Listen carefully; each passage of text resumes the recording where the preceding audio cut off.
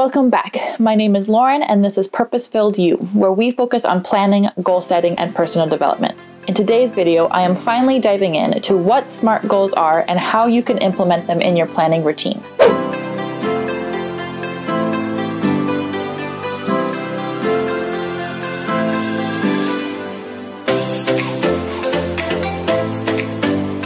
I've mentioned SMART goals many times on my channel, and in last week's video, which I will link right here, I talked about part 1 of why New Year's resolutions are totally lame and how SMART goals are what you can do instead of setting New Year's resolutions. And this is the time of year when we are all setting those resolutions or those goals, and it is on all of our minds on how to do it successfully so that we are able to actually accomplish what we say we want to do at the beginning of the year. Goals are great because they give you focus and direction, but it's how we word the goals which really indicates whether or not we are going to be able to accomplish them.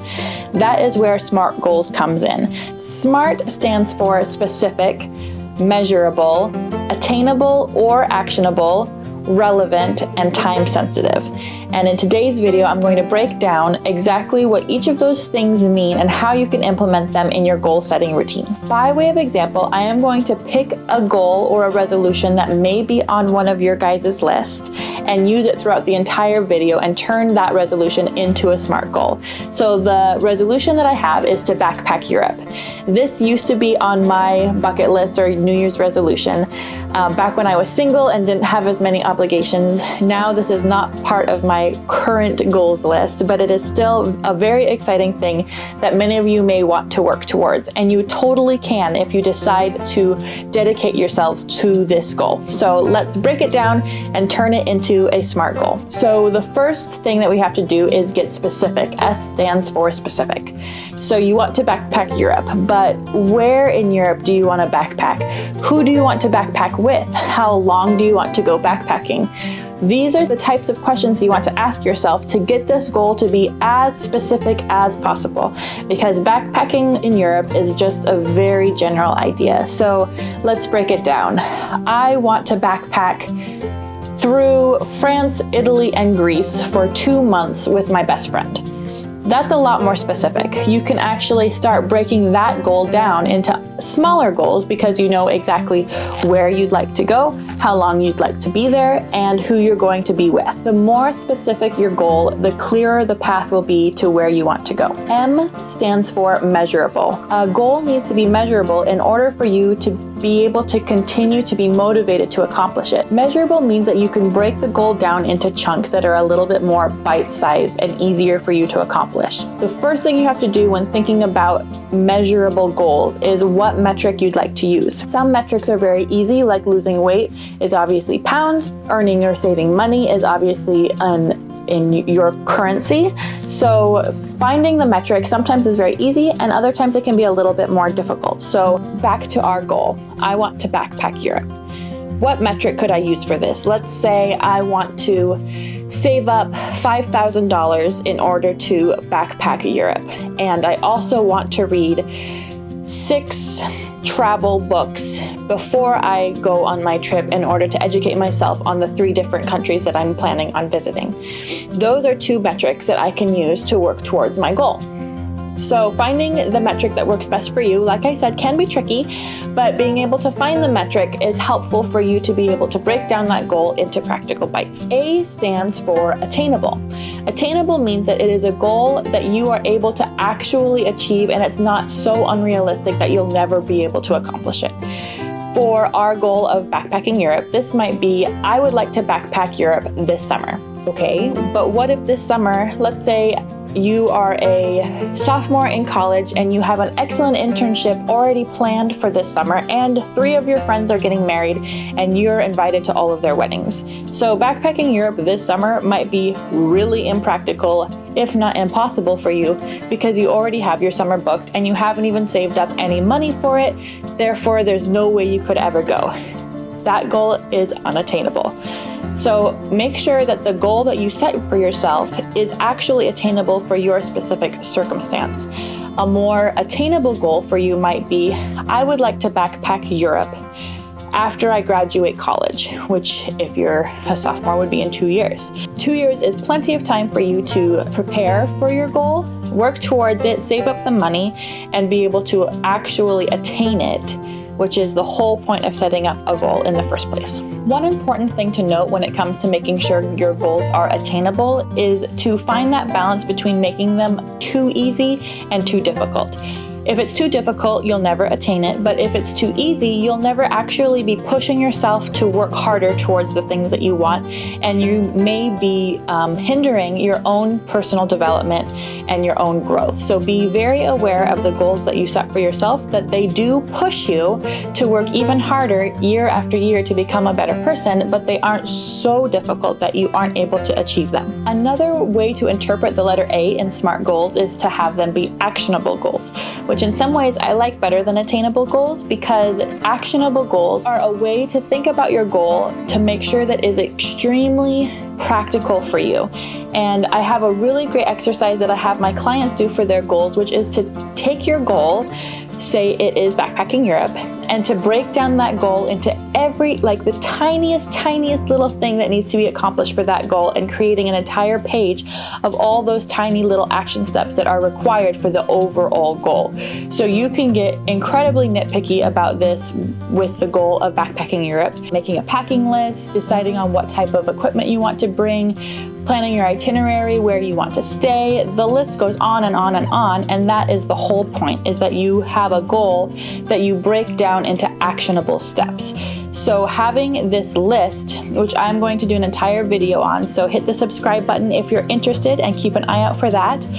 Having a list of things that are actionable and small and bite-sized makes a goal achievable, because you are able to work towards it in smaller quantities throughout your life, instead of having this big goal that is due in 2 years and you're not sure how to get there. You already have a blueprint completely laid out for you, and you know exactly what you need to do to get there, which makes it that much easier to go in the right direction. Next is R for relevant. Now, if you are a fellow goal setter like me and you're obsessed with setting goals, this can be a hard one for us, because we have all these big ideas, everything's exciting and new, and we want to accomplish all the things, but you just can't do everything. And so being able to define which goals are relevant to you right now is how you can prioritize which goals need to be worked on currently and which ones can be kind of pushed to the back burner. So let's say your goal is to backpack Europe, but is that goal relevant for you right now? If we are this sophomore in college, working really actively towards that goal right now, when we have an internship coming up this summer and we have those 3 weddings to plan for, actively like packing our backpack is not what we need to be doing right now, because we have decided that this goal is not relevant in this current season, this very finite moment. It's going to be relevant in 2 years when we're going to actually do it.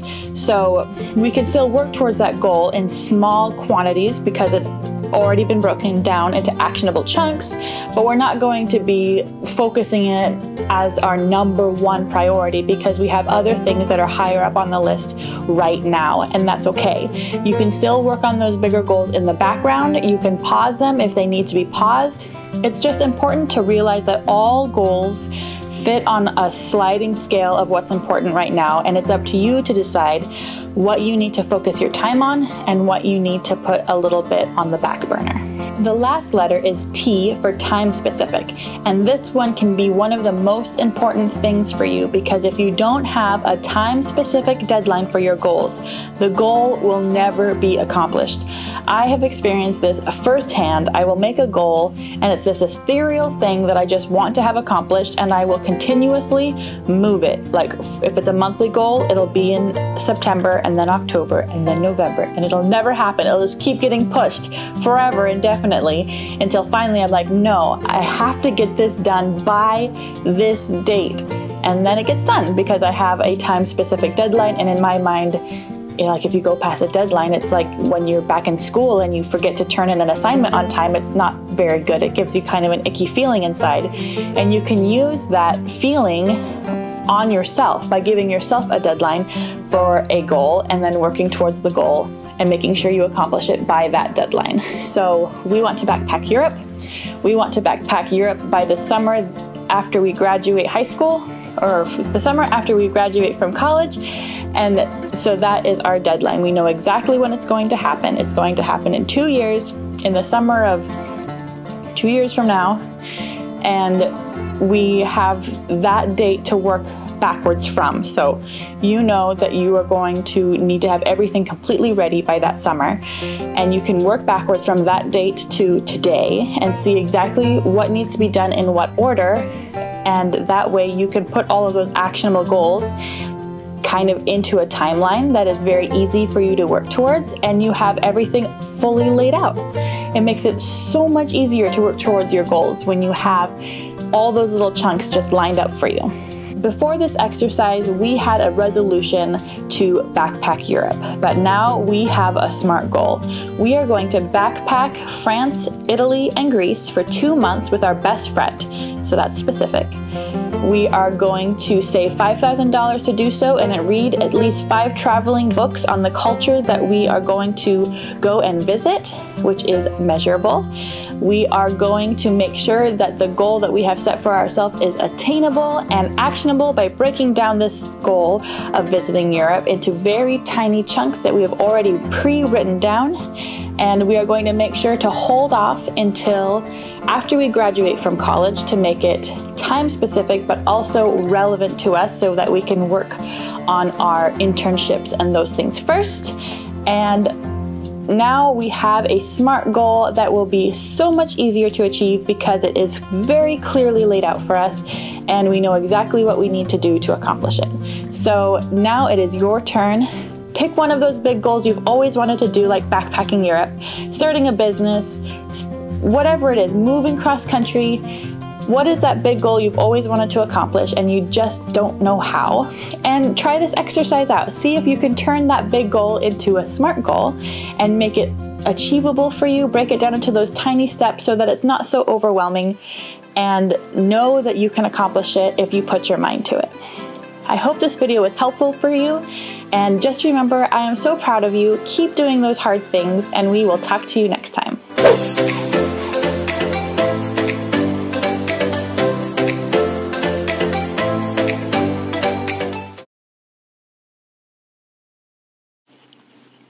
Whew, that one I was having a contraction the whole time.